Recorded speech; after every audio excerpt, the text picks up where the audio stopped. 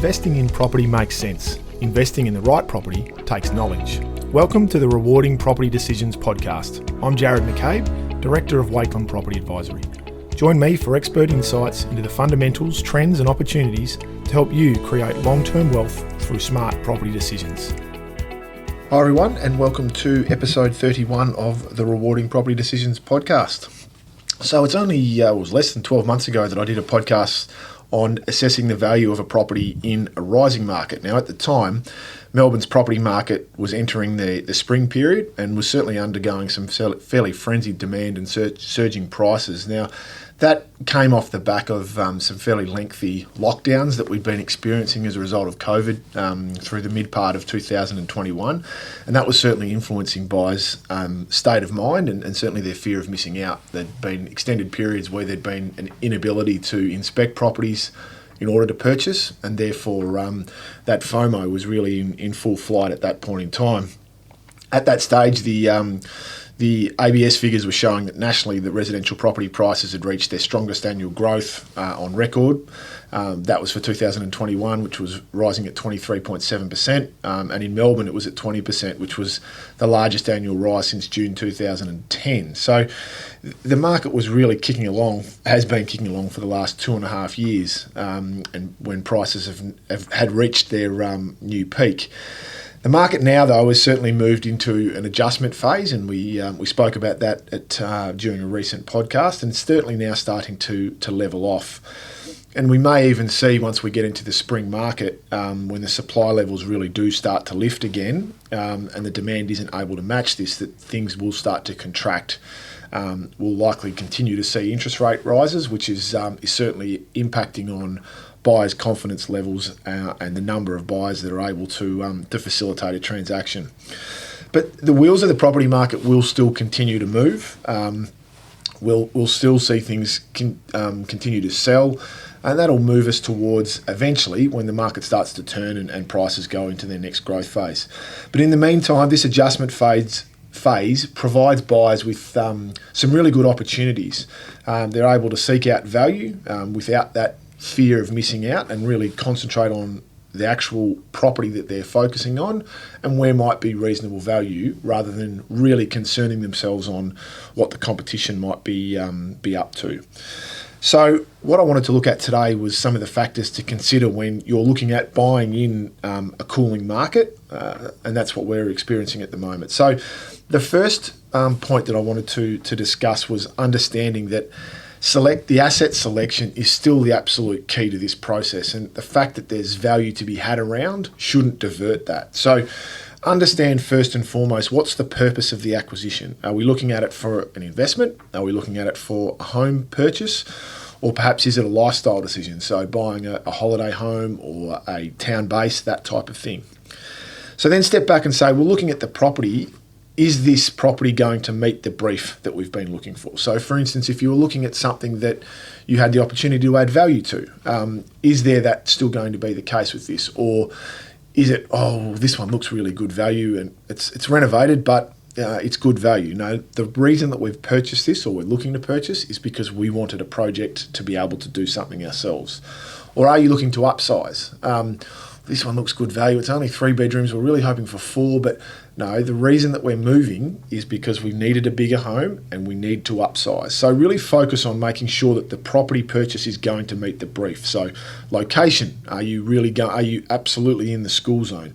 If you're buying a holiday house, was the real purpose to be as close in walking distance to the beach as possible? Don't divert from that. Really keep the focus on what the purpose of the asset selection is going to be. And don't get caught up in that mindset of, this looks to be good value. It may be, and if it meets the brief, fantastic. It's ticking all boxes. Let's see how well we can purchase the property. But be very mindful that even in a falling market, it could be cheap for a reason. And therefore, if it's not meeting the brief and it's cheap for a reason, steer clear of it. The next step is sourcing the property. And when you're in a market that is starting to slow down, patience is really important. Everyone wants to buy in a cooling market and potentially even at the bottom of a cycle if the ability's there. But what you need to remember is that vendors are the opposite.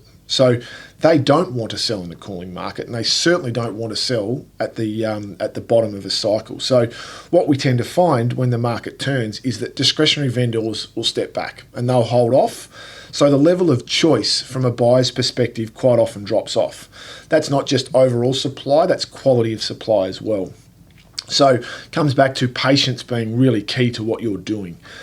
It's really important when sourcing property to keep close to the agents, because when the supply is not there, you need to know about everything that's going on, whether it's off market or whether it's potential for upcoming opportunities that may not have hit the market yet. And the vendor may be intending to go to public auction or to an advertised campaign. But if there's an opportunity to buy it beforehand, they may well be worth considering that. And if you're close to the agent, then you can get those opportunities. But don't feel as though you have to jump at the first property you see. We're not in that phase like we were last year where the market might run away from you. But also, and this is something that a lot of buyers get caught in, is finessing things and thinking that, there'll be another one that'll come along, I don't need to worry about it. In a slowing market, there won't be as much choice. And if you find the right property, whether it's the first one or the 20th one, if it's the right one, then you treat it on its merits. So once you have identified that right property, then it's a matter of assessing the value and making sure that you understand where things sit. Now, we've spoken about in a previous podcast on assessing value in a rising market, and there's actually a lot of relevant points to that here, because a lot of the fundamentals to assessing value in a moving market are relevant whether it's rising or whether it's falling. So firstly, we need to look at assessing the technical value. And there are a number of characteristics of the property that you need to look at to determine that. So things like the location, where is it positioned, what's it in proximity to, the land size, the orientation of the property, the building size, the building style are both really important, and the condition, obviously. And then in certain aspects, car parking. So whether that's for an apartment, whether it might be for a terrace house, and in some circumstances, car parking can be really important in that area. So these are some of the things that you use to determine the technical value of the property. Now, once you've got those elements, you can compare those to the comparable sales that are within a reasonable proximity to your property. Now, in a cooling market, like in a rising market, it's really important to use as current sales as possible so that it's really reflective of the market conditions at the time. But as we've previously stated, that technical value is one part, then the second part is to look at the market sentiment. And that's really, in that moving market, is really important. When you're in a market that's plateauing or has been stable for a period of time, market sentiment's probably not going to have as much of an influence, and your comparable sales can be a little bit older because the market's not changing drastically. But market sentiment in a moving market is really important. So in some of the considerations to take into account here are looking at the number of similar properties that have been listed for sale in recent times. So has there been a lot that's similar, or has there not been a lot of choice in that segment? Observing auctions. So how is the market moving? What's the competition level like? What's the number of bidders that are attending similar properties like? And are they bidding, or is it limited and properties are regularly passing in? And then look at the value movement of similar properties. So if you can go back 6 months and see what something similar might have sold for, and then something similar that's sold in the last 2 to 3 months, you might see that things are starting to drop. And therefore, is that likely to continue? And can you factor that in your value assessments as well? So that's really a really important part of market movement. What you also need to remember, though, is you can't push too hard on a property. What you really have to bear in mind is that a particular type of property may well be bucking the trend. So looking at market sentiment, you may actually find that, there hasn't been a lot around, and the last one of these that sold, there was actually 3 or 4 people bidding, and it went well and truly past the quote price. So market sentiment, even in a falling market, may well dictate that, hey, this property is something that I may have to be competing for. So it's very important to look at where things sit. Even though the overall trend of the market might be turning down, that particular type of property might be quite strong. So then once we've assessed value, we need to start looking to set some realistic expectations in terms of attending an auction or getting into a negotiation. So it's very common for buyers in a cooling market to almost outsmart themselves and try and finesse the price or the price assessment too much. Now, as I said before, everyone wants to pay as little as possible for a property. It's only human nature when you're buying. But what's really important to remember that even in a soft market, good quality property is still going to have demand levels for it, and there'll be competition, and it's why it's a good property. So you need to be prepared to set a realistic budget when you're going into a negotiation or into a bidding at an auction. So this is not necessarily what you want to pay for the property, but it's what you might need to pay for the property under competition. And it's really important to understand the difference there. You want to pay as little as possible, and if you can get into that position, then great, do that. But if you're not prepared to pay a fair market price, then you will outsmart yourself and you'll continually miss out on properties.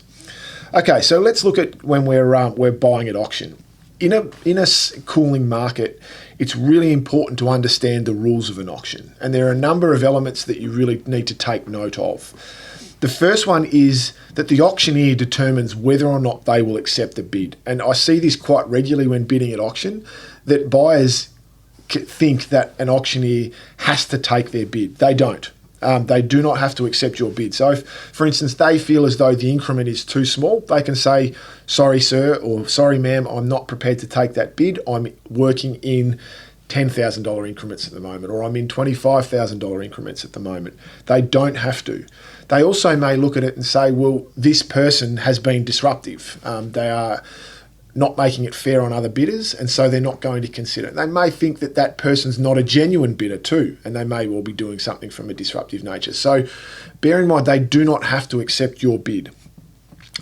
The next one is that if a property is going to be passed in, then you want to make sure it's passed into you as a genuine bidder, because if it's passed into you, you have first right to negotiate at the vendor's reserve. This is really important. And it's really important if the property is going to pass in within your budget and you have a genuine interest in the property, that you ensure that the property passes into you. It puts you in the box seat to negotiate.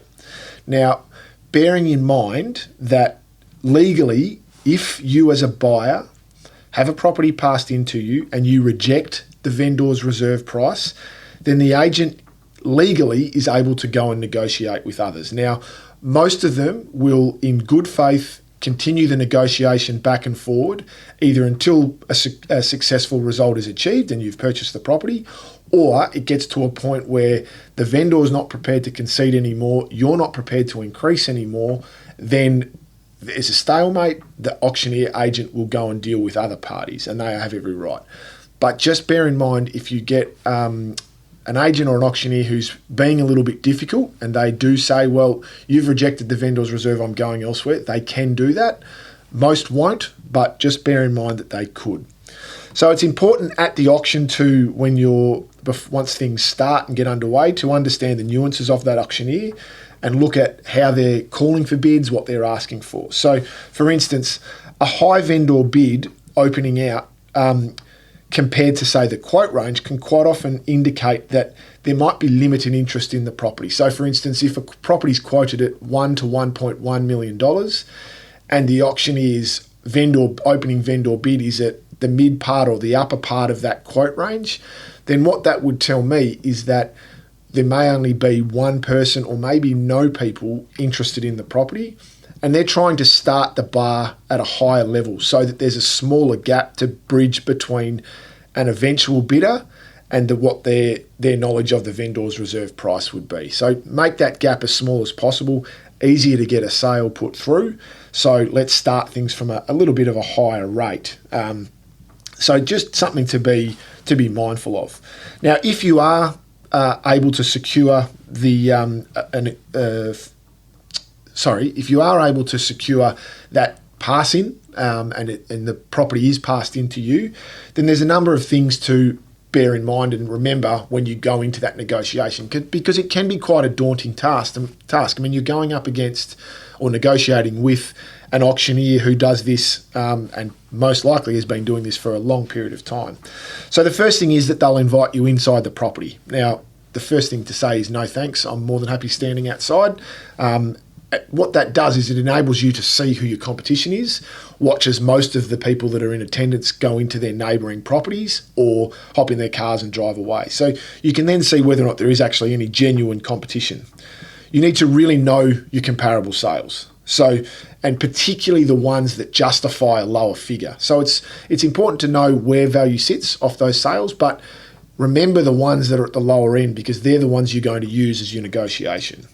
If you've had a building inspection done, know what the issues with the property are, and even bring it along so you can point out to the auctioneer, well, these are some of the things that I have to factor in that I'm going to have to do to this property if I am successful in purchasing it. Also bear in mind that the reserve price that the agent presents to you will more than likely be inflated.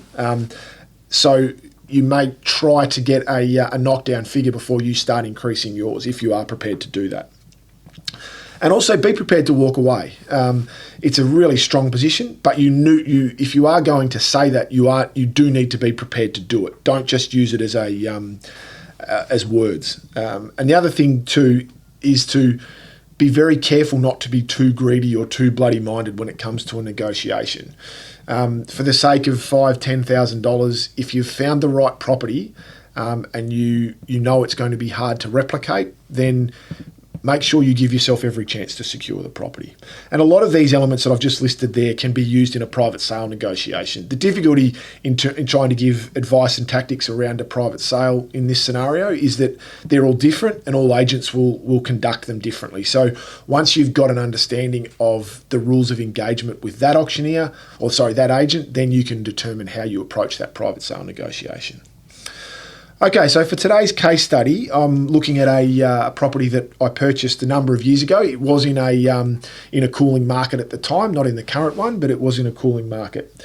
It was a property that we were looking at for a client that was downsizing, a single-story unit within a development of 4. It was on a corner block.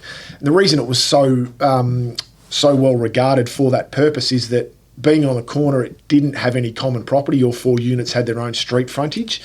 It was single level, had really good off-street parking, lovely gardens that were well looked after, but not high maintenance either, but a really good size unit. So a lot of accommodation, which a lot of downsizers want. They just want it to be low maintenance.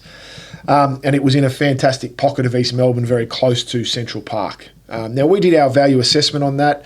We looked at market sentiment at the time, which appeared to be, even in a cooling market, reasonably good, because the OFIs had been very well attended, and there had been nothing else like this property sold in and around this area in recent times.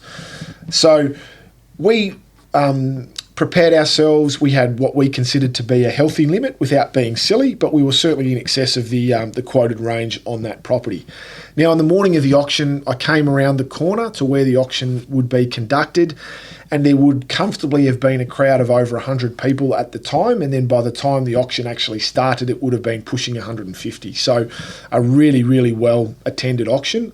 And the other thing that suggested that it was going to be quite competitive was that the demographic of that auction was predominantly people in a 55 to 75 age bracket, which again is a classic downsizer market. So I turned and looked at Paul Nugent, who was in attendance with me at that auction, and said, we might have undershot this. This is looking like it's going to be really competitive. So the auctioneer came out, started his spiel, then asked for opening bids, and it was crickets. No bidding whatsoever. So I held back at that stage, let him go inside, have a chat to the vendors, came back out and still couldn't get a bid. So I opened the bidding at that stage, and again, he could not get anyone else to compete against me. But eventually a young lady did put her hand up, and she was in attendance there with what appeared to be her elderly mother. They put in a bid, which I matched pretty quickly. And then it took a long time, but eventually she put in a second bid, and I matched that again fairly quickly. But we were still well and truly within the quote price.